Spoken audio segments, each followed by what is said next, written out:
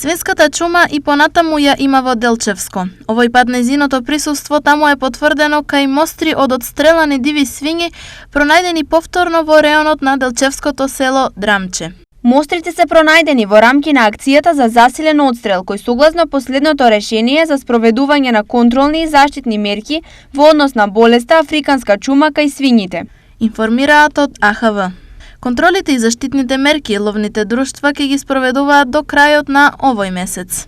Ловните друштва треба еднаш неделно да вршат пребарување на ловиштата за пронаоѓање на угинати диви свињи. Од секоја угината, но и застрелана дива свиња треба да се прати мостра за лабораториско испитување.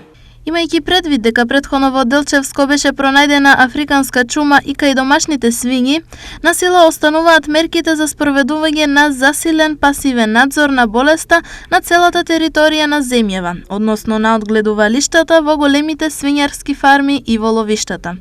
Согласно решението, одгледувачите мора да ја почитуваат и забраната за чување на свињи на отворено, како и за колење на свињи во домашни услови.